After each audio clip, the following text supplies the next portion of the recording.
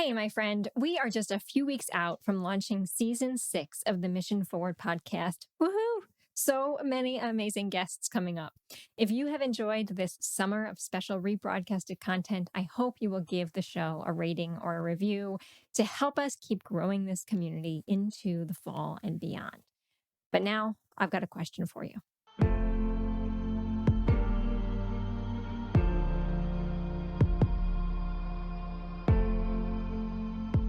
Think of the news outlet that you rely on most. Now, tell me without searching online, how diverse is the leadership of that news outlet? My hunch is not as diverse as you think. Go check it out.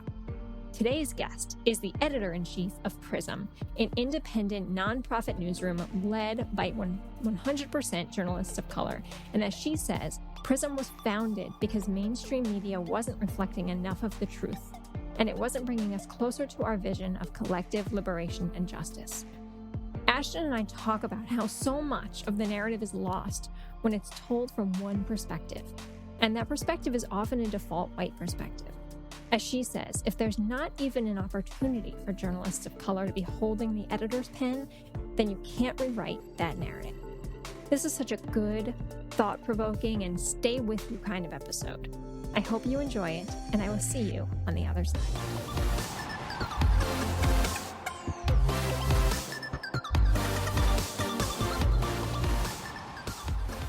Ashton, welcome to the podcast. Thank you, Carrie. I'm excited to be here with you today. We just gave a little bit of an overview on who you are, but I'd love to hear it from you. Tell us what brought you on this journey to become editor-in-chief of Prism. Sure. So I've been a journalist for quite a while. So I actually started off as a journalist when I was in college, and ultimately stepped off that path for a little while to become a lawyer. The trajectory kind of mirrors the trajectory of the country, I would think. I kind of came into adulthood during the Obama era. So things seemed like we understood that not everything was right with the world, but I think a lot of us kind of naively thought we were on a decent trajectory. And that's kind of the period when I was off in law, just kind of doing corporate lawyer stuff, just working within that field and not doing especially anything particularly social justice related. And then for a lot of reasons, personally and kind of nationally, 2016 was a shock to the system. At the national level, we had that election. And when that election happened, I was actually 5 months pregnant when that occurred, and suddenly found myself on the verge of bringing a new Black child into a very different world than the one that I thought perhaps I was bringing him into.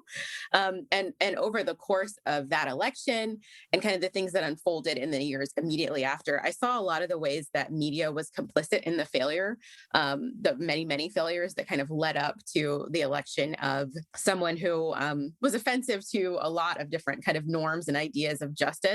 But also, like, as we saw increasingly, seemed fundamentally opposed to like the very idea of democracy, and the way that the media kind of played a role in normalizing that, in kind of clearing a path for that, and treating that and all of the kind of messages and ideas that made space for that election, treating them as equivalent to things on the other side that perhaps were not equivalent. So as that kind of presidency was unfolding and things were kind of taking a fairly ugly turn nationally, and seeing kind of strife being ascendant in a way that it hadn't felt before, at least in my adult life, I started to feel very sidelined. Like I said, I was, at kind of large corporate law firms and didn't feel like what I was doing was really contributing to making the world any better. And that didn't feel so good for me anymore. So I felt myself kind of called to return to journalism because I understood the power, both for good and for ill, of the message and the messengers. And I wanted to get back into that. So that's kind of how I found my way eventually to start freelancing and exercising my voice a little more. And then stumbled upon this amazing opportunity to kind of help build Prism from the ground floor, a newsroom that's like centered in communities of color, who have been some of the folks most harmed by the political turns that have happened in the last 4 or 6 years. So it was really kind of an irresistible opportunity. So I leapt at it. Ashton, you and I have talked about this a little bit before on the need to have more Black-led organizations in journalism, more organizations that are led by journalists of color, because the reality is so much of the narrative is lost when it's told from one perspective, often by default, a white perspective. The person who holds the pen holds the power, right, in terms of how that narrative is shaped. But the other flip of this is that if there's not even an opportunity for the journalists of color to be holding the pen, then you can't rewrite that narrative. You can't shift the perspective or widen the gap. So talk to me a little bit about what is the reality as we think about today's journalism industry. I know we're seeing some good shifts, but we're not where we need to be, right? No, we're not yet where we need to be. But as you said, I think we are seeing a lot of really wonderful shifts. There are so many Black-led and other POC-led outlets that have either recently launched or in the process of launching. So it really feels like Prism has come into what's increasingly an ecosystem of other outlets that are really community-centered, that treat communities of color as the center of the American story, which I think is what Prism does differently. So we're not kind of a fringe or separate interest. We see ourselves as the center of the country, the center of our own lives and experiences, certainly, and report really from that lens. So rather than kind of taking on the stories of the day as a horse race about who's winning the messaging race in Washington or what's happening to someone's reelection prospects, we're really looking at social justice and policy in terms of how they impact people, how they impact human lives, and coming at that with some conviction, with an unabashed orientation toward democracy, toward justice. We think those things are good. And I think that journalists of color often have been the ones at the front lines who are willing to say that, and sometimes face accusations, around bias or not being impartial, because we're willing to say some things are good, some things are very bad. Here are the ways that these issues are affecting our communities. And here's a way that we think the world can be made better. Mm-hmm. Is there a way you go about determining what kinds of issues or stories you're going to take on in any given moment to address some of those gaps that maybe you're seeing? Part of it is understanding what are some of the key forces that are animating a lot of the major conflicts that we're seeing right now. So there's the attack on democracy. There's sort of the culture war piece of things, which is manifesting in a few different ways. It's manifesting as a war on really kind of any kind of anti-racist education, and also manifesting as increasing affronts to women's rights, LGBTQ rights, and also the climate crisis. We see those as kind of the largest forces animating the big issues that we're seeing in the news today, with always this through line of kind of white supremacy that kind of animates them all in various different ways. So coming at all of our stories from an understanding that this is a country that is deeply in crisis, and that's showing up in real human lives in ways that matter, but that people on the ground are showing up for themselves and showing up for each other. So yes, we're in crisis, but there are people who are in motion and trying to get other folks in motion to move us toward a better version of what this country can be. We come at our stories from the perspective that we want to offer a deeper understanding of what's wrong, but we also are really invested in offering a path forward. Give us an example of a story that you've worked on recently that maybe reinforces the approach you take to how you report on an issue.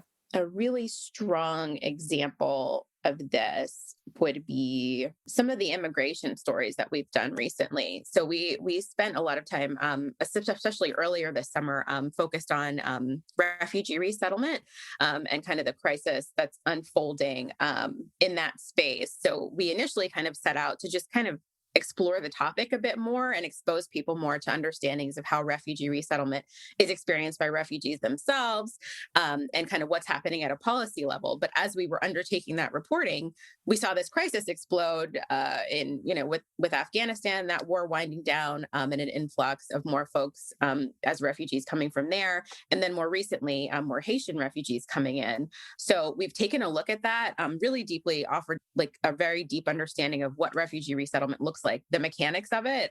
So an explainer is kind of the centerpiece of what that series looked like. But apart from the mechanics of it, really diving deep with some reporting led by folks who themselves are resettled refugees, amplifying their voices about what needs to change within those resettlement programs, what's working within those resettlement programs, and the ways that communities kind of encircle new arrivals to the country. And then as the news cycle has unfolded about those issues, really shining a light on what's happening right now on the ground with different refugee and immigrant communities. I really want to reinforce that because that to me feels like such an important piece of storytelling and perhaps the first reminder of what the default process is versus the opportunity that exists in journalism to have journalism be community led. And I know you all have a fellows program. You're thinking differently about how the storyteller, how the journalist is not just having access to a community, but is embedded in the community. And so, how do how have you built that newsroom and how are you continuing to cultivate that newsroom? We built it in a couple of ways that I'm really excited about. One of them is just that we have kind of an open call for freelance folks to pitch us stories, and we also routinely reach out to different community-led organizations to seek out their commentary on the news as it's unfolding. And by this point, I think we've published more than 100 plus voices, which are 99%, Black, Indigenous, and people of color. Many of them community leaders, or just folks in community who are doing the work or sharing their experiences. But just lifting up that kind of volume of different voices has been a really exciting opportunity for us to kind of reach into many different communities around the country and create a pathway for people to share experiences at kind of the national level. I think another way that we've done that, as you mentioned, is through our senior fellows program, which brings into our ecosystem community leaders who are doing the work at really the highest levels, on things like electoral justice, criminal justice, abolition and reform, justice, gender justice, bringing those folks in and having them help to shape our coverage. So giving us a deeper understanding within the newsroom, sitting with us and talking about what's going on in the work and helping us to kind of shape our stories around what really matters and what's actually happening. And apart from that, just within our newsroom, we prioritize, journalists of color. We prioritize the voices of journalists of color, both at the staff reporter level and in terms of leadership, because I think another key piece of this is it's all well and good if you have journalists of color who are writing the stories, but if you have an editor over their head who's going to take out some of the very important context that they might add, or some of the things that might come from their own lived experience and expertise, that's just as big a problem as having a fully homogenous newsroom. So I think something that we really value is having people of color in positions of power all throughout the newsroom to not only tell the story themselves, but shape what the story ultimately looks like by the time it's published. That's incredibly important. And I think a good reminder for folks to think about the news that they consume. How much have they ever spent time thinking about the makeup of that newsroom and how it might, in fact, impact the news that they are receiving and the perspective that they are receiving? I would love to pause here for a minute because at the top, we talked about Prism as an independent nonprofit newsroom. That may not still make a lot of sense to folks. What do you mean a nonprofit newsroom? What do you mean an independent newsroom? Talk about that. Why is it so important, in fact, that Prism is a nonprofit independent newsroom? The independence piece of it is really key. And I think there's a really critical difference between the word independent and a word like nonpartisan, which is a word that we kind of deliberately did not use. We have a point of view and we're not beholden to any particular forces who are going to tell us that that point of view is okay to express or not okay to express. So that sense of independence gives us the ability to be really fearless, frankly, in our reporting, in holding power structures to account, holding the government to account, holding big corporations to account, in our workers' rights coverage. That independence is really what gives us the ability to do that. And as far as being a nonprofit, we see the work that we're doing as a social good. So that felt like a model that was appropriate for us. And it also kind of frees us up from kind of this profit-driven idea to focus more on sustainability. What are the ways that we can make our journalism valuable to the communities that we're aiming to serve in such a way that they're willing to invest in us, which is ultimately where we're headed. I want to go back and explore something a little more deeply with you, Ashton. Something that we're taking on this season around some of the communications norms that show up in Western society. And I'm thinking primarily through an ableist lens in this moment, and how by default, many of us deliver communications and content in a way that assumes everyone can access it. When, as we know, that's not the case, right? So, from your point of view, as Prism has been so intentional, what norms of communications do you abide by or consider when you are creating content? What norms are you challenging and almost rewriting in your workplace?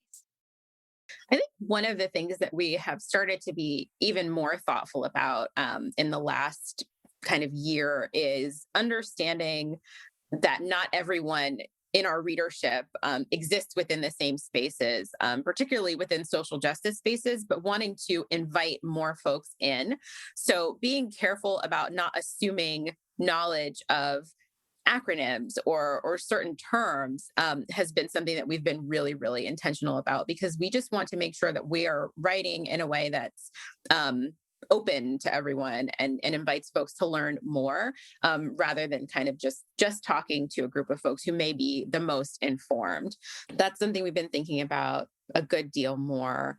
But as far as kind of norms, I think another one that we have really been thinking about very deeply is this idea of who is the center. And this is both kind of narrative and norm, but the way that a story is told, the perspective that the story is told from, any story that you write necessarily is going to have a protagonist. So kind of being very careful about who we assume is the protagonist of a story about abortion, who is the protagonist of a story about police violence. Because if you treat the police as the protagonist, you get a very different story than if you treat it as the community who's been affected by it or the person who's been subject to violence. So really understanding where we put our lens and not defaulting to the norm of treating power as the protagonist, treating an elected official as the most important person in a story about what's happening in Congress, or what's happening, with a particular bill, not treating maybe the doctors or treating the legislature as the important people in a story about abortion, but what's happening to the women themselves who are seeking these procedures, or the women themselves and other folks who are trying to help others get access when there's no access available. It really, really impacts what ultimately gets published, who you decide is the center of your story. And I think some of the journalistic norms that have existed have been really harmful in terms of narrowing who people see as important, and significant enough to report from their point of view. So that is so interesting to me because it speaks to the role of communicators across all platforms, whether they are journalists by trade or not. But if we think about folks who are listening to this are representing communications directors, development directors from nonprofits and foundations, organizations, and coalitions, a variety of people who are working to use communications as their tool to advance social change. And everything that you've just shared is such an important reminder and very specific skill to be thinking about of, are you in your communication uh, thinking specifically about who is the main character, who's the protagonist, what bias might you be naturally bringing into that to kind of check the bias before you release that content. If you're putting a fundraising appeal together, who's at the center of that story and how have they been consulted in the development of the story? We use this phrase at Mission Partners that we did not coin, but have seen it many times before: design for the margins. If you design not just for the person that gets your work and is on the inside track of your work, but for the folks who really may have very limited view and understanding and knowledge of the issue, you're more likely to be able to communicate to them. Is that correct? I think that sounds exactly right. Designing your work, certainly staying true to what your core messages are, but trying to shape them to bring as many folks in as you can, not pursuing that without conviction, but doing so just in a way that's accessible. I think that's a word that you used, accessibility. And that can be, that's something that you can kind of enact across many different axes. And I think it matters, especially if you're trying to do the work of social good. You kind of need coalition building. And something to be clear about, this doesn't necessarily mean orienting your work toward folks who are viscerally opposed to everything that you're talking about, because I think that's another norm that has brought about some toxic results in many halls of journalism, kind of treating people who are openly and unabashedly racist or fundamentally opposed to the idea of democracy as people we should be trying to reach. That's not kind of what our aim is at Prism. I'm talking more about coalition building between different parts of communities of color who may not typically be in conversation with each other, but if we approach our messaging in a way that's accessible, can be put into conversation with each other, that can result in some really powerful action. The best by default is always to build the bridge, right? Not to tear it down. All right, my last question for you, because we are almost at time already. What are you working on at Prism that gets you really excited, and what should we be looking out for? So a couple of things. We have a fantastic collaboration that's just starting up with Workday Minnesota, which is an outlet based in Minneapolis, focused on workers' rights. So increasingly, the two of us, our outlets are going to have a lot more shared stories on workers' rights, workers organizing out of the Midwest, especially centered on immigrant workers. So that's something that folks can look out for. And further into the future, as redistricting unfolds around the country after the census has been completed and now district maps are being redrawn.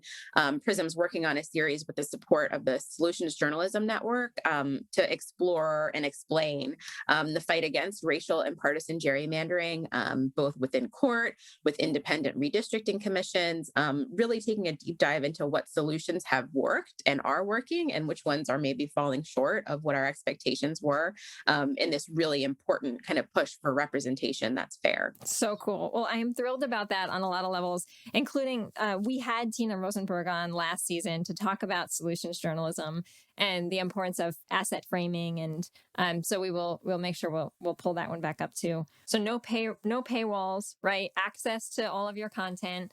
And where do folks go to access that content? People can go to www.prismreports.org to access all of our content. And as you said, there's no paywall. We welcome donations. We welcome people to sign up as members, sign up for our newsletters, and follow us on all social media. But no paywall. And our content is not only free for readers to consume, but for any news outlets who feel like there's a gap in their own coverage, it's free to republish just across the board. And we will post those links in the chat in the show notes too, so folks can see them. Ashton, you and your team are doing such incredible work. Thank you for taking a few minutes away to connect with us today. And thanks for everything you're doing. We look forward to continuing to support you. Thank you. Mission Forward is produced with support of Nimra Haroon and the Mission Partners team in association with True Story FM. Engineering by Pete Wright. Music this week is by Ian Post and Josh Leek. If your podcast app allows ratings and reviews, we hope you will consider doing just that for our show. But the best thing you can do to support Mission Forward is simply to share this show with a friend or colleague. Thanks for your support. We'll see you next time.